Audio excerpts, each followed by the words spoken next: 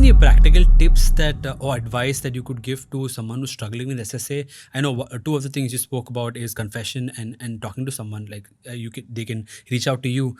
But like tips that helped you come out from that lifestyle to where you are right now. I think the importance of an accountability partner cannot be overstated. Like, I think that if you are someone who's struggling with this, find a person who you trust, maybe a friend or a mentor, or someone in your church, maybe a priest who you really like, and just kind of like tell him very honestly what you are struggling with, and even share with him or share with your friend occasions where you might be tempted to act on this attraction. So just kind of be really honest about the potential for sin in your life, the sinful situations that you might be in occasionally. Just be honest with them about that, and with them kind of brainstorm ways in which you can avoid these situations, and or maybe avoid these people or avoid this group of friends, for example, and so that you can live a more holy life. And then follow up with them, so meet with them like once a week or once in 2 weeks, and kind of share very honestly what has happened in that time, whether or not you have like slipped up, or whether you have been like faithful to your decision.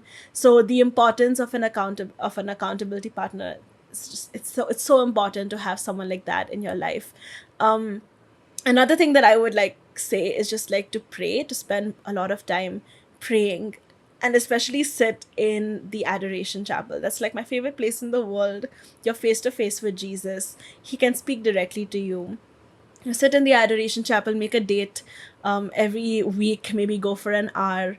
I like to go on Saturday or Sunday. So make a decision to go for an hour to the adoration chapel, so you can spend more time face to face with Jesus and allow him to kind of do whatever needs to be done in your heart, in your mind. You don't need to go in there and like figure things out or heal yourself, but Jesus will do that for you if you give him the opportunity.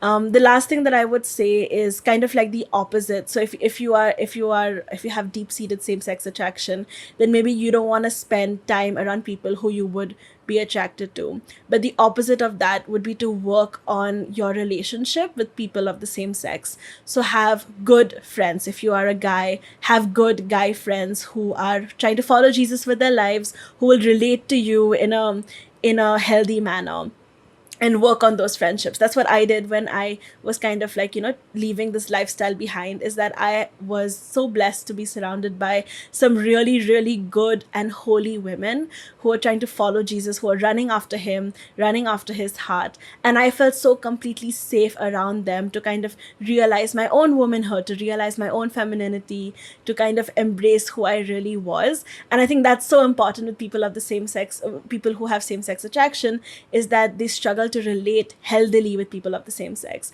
And so kind of try to work on that. But if you feel like it's too hard, or if you feel like now is not the right time, then don't focus on that. But that would be a good like long-term goal, is to have a good group of friends of the same sex who will be a safe space, around whom you feel seen and heard and known and loved. Yeah, that's brilliant. I think that will help a lot of them to work on whatever they are going through right now. Do you watch sci-fi movies? Which one are you thinking of in particular? Any sci-fi movie that talks about time travel. If you have a time machine, and if you have to go back in time and talk to your younger self, especially the one who was struggling with same sex at that point of time, what would you say to her? Honestly, I just think I would give her a really big hug. I think I was just so lonely back then. I feel like I might tear up just thinking about it. But I was so lonely back then. I didn't have friends. I felt like no one really saw me, and no one really loved me. Or if someone really saw me, they would not love me. That I think that, instead of just talking about the issues, or like, trying to share with her like the theology of the body or whatever, I think I would just hug her and hold her and try to show her like how God sees her and how God loves her. And I think that if I had that, like if I knew how much he loved me, I would not have gone searching for his love in different places.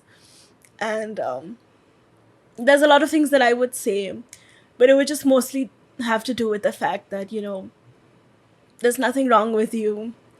And you are so loved just as you are. And all of you, like even the parts that you're ashamed of or you feel like there's something wrong, all of you is altogether precious in the eyes of God. And that's what I would say to her.